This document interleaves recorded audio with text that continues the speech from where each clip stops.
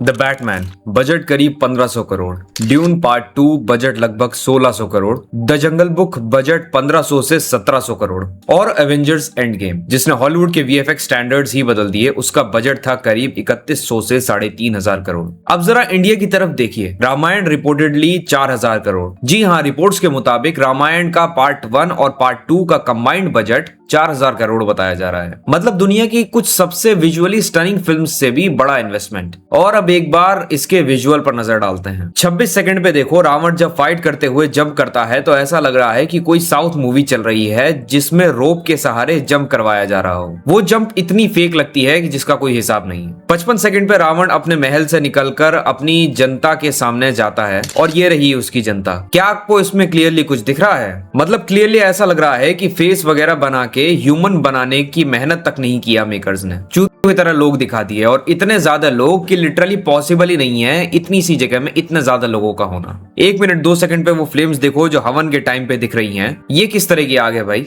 रामायण बना रहे हो या ब्रह्मास्त्र का पार्ट 2 बना रहे हो? फ्लेम येलोइश कम और ऑरेंज और वॉयलेट कलर की दिख रही है। फिर 1 मिनट 10 सेकंड पे अरुण गोविल जी जो राजा दशरथ बने हैं, उनकी बियर्ड देखो यार, ऐसा लग रहा है कि जैसे थिएटर का प्ले चल रहा हो। मतलब ना सीजीआई दिख रही है ना मेकअप फ्लॉलेस हुआ है। ये क्या है भाई ये? फिर 1 मिनट 13 सेकंड पे रणबीर कपूर के बाल देखो, क्लियरली फेक दिख रहे हैं। चलो अरुण गोविल जी की तो एज हो गई है, लेकिन रणबीर तो बाल लंबे कर सकता था ना। उसने इस मूवी से ज्यादा मेहनत तो एनिमल में कर दी है यार। फिर 1 मिनट 24 सेकंड पे देखो, राम जी महल में खड़े हैं मगर लिटरली वो ग्रीन स्क्रीन पे खड़े लग रहे हैं। मतलब क्लियरली पता चल रहा है कि इन लोगों ने ढंग से ब्लेंड तक नहीं किया। राम जी की बॉडी बिल्कुल अलग से ही दिख रही है। फिर 2 मिनट 30 सेकंड में जब वन का सीन दिखाया गया है जहां सुर्पनखा आ रही है, वो रथ को खींचते जानवर, और वन को देखो यार एक बार। मतलब एटलीस्ट रियल जंगल में ही शूट कर लेते। 3 मिनट 2 सेकंड पे रणबीर कपूर कहता है कि मैं अपनी सीता को वापस लाऊंगा।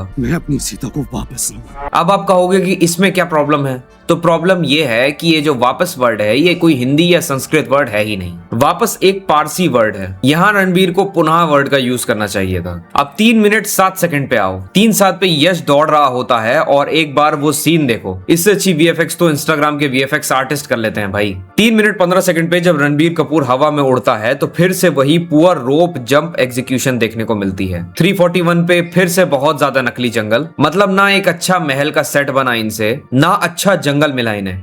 तो प्रोडक्शन में पैसे गए कहां भाई? वो 4000 करोड़ असली ही थे ना, या फिर चिल्ड्रंस बैंक ऑफ इंडिया वाले तो नहीं थे कहीं? इतनी पुअर एग्जीक्यूशन। आदि पुरुष के वक्त भी हमें बार बार 500 करोड़ का बजट सुनाया गया था, लेकिन फाइनल प्रोडक्ट को देख के सबको ही यही लगा कि क्वालिटी उस क्लेम के आसपास भी नहीं थी। ऊपर से क्रिटिसिज्म ये भी हुआ कि फिल्म रामायण को श्रद्धा और सिंसेरिटी से ज्यादा एक कमर्शियल अपॉर्चुनिटी की तरह ट्रीट करती नजर आई। और अब इस ट्रेलर को देखकर कई लोगों को वही डेजावू फील हो रहा है। और यही हॉलीवुड और हमारे फिल्म मेकिंग अप्रोच में सबसे बड़ा डिफरेंस जो है वो दिखाई देता है। हॉलीवुड सिर्फ पैसा नहीं उड़ाता, वो ऑथेंटिसिटी पर खर्च करता है। क्रिस्टोफर नोलन को ही देख लीजिए। टेनेट के एक सीक्वेंस के लिए उन्होंने सीजीआई से प्लेन बनाने के बजाय सचमुच एक रियल बोइंग 747 खरीदा और उसे हैंगर में क्रैश करवा दिया, क्योंकि उनके हिसाब से प्रैक्टिकल इफेक्ट ज्यादा रियलिस्टिक लगता था। द डार्क नाइट में हॉस्पिटल का एक्सप्लोजन असली स्ट्रक्चर पर केयरफुली एग्जीक्यूट किया गया। ओपनहाइमर में ट्रिनिटी टेस्ट को जितना मुमकिन हो प्रैक्टिकल इफेक्ट्स के साथ रिक्रिएट करने की कोशिश की गई। जेम्स कैमरॉन ने अवतार द वे ऑफ वाटर के लिए एक्टर्स को महीनों तक अंडर वाटर ट्रेनिंग दी, नई मोशन कैप्चर टेक्नोलॉजी डेवलप करवाई और सालों तक वीएफएक्स परफेक्शन पर काम किया। यही वजह है कि जब ऑडियंस उन फिल्म्स को देखती है तो सीजीआई कम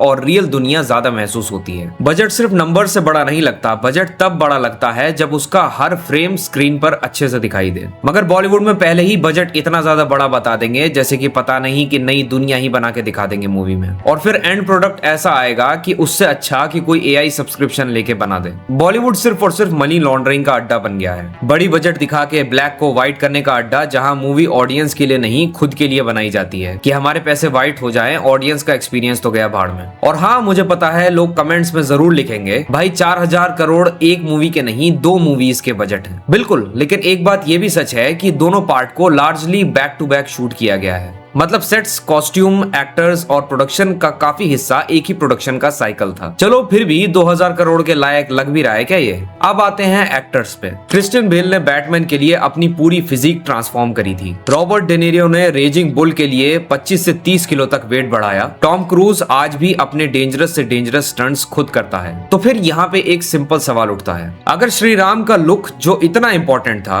क्या रणबीर कपूर कुछ महीने पहले असली बाल नहीं बढ़ा सकते थे? हर चीज को वीएफएक्स और मेकअप पर क्यों छोड़ दिया गया? जब ऑडियंस 4000 करोड़ रुपए का नाम सुनती है तो वो सिर्फ नंबर्स नहीं देखती, वो डेडिकेशन, ऑथेंटिसिटी और परफेक्शन एक्सपेक्ट करती है। और जब स्क्रीन पर वो डेडिकेशन नजर ही ना आए तो सवाल उठने लाजमी है। खैर, अरुण गोविल एज राजा दशरथ, साई पल्लवी एज माता सीता और रणबीर एज प्रभु श्री राम ट्रेलर से तो कन्विंसिंग नहीं लग रहे। एक ही इंसान है जो कन्विंसिंग लग रहा है और वो है यश। वो बिल्कुल परफेक्ट लग रहा है रावण के रोल में। बाकी आपका क्या ख्याल है इस ट्रेलर को लेके, आप मुझे कमेंट्स में बता सकते हैं।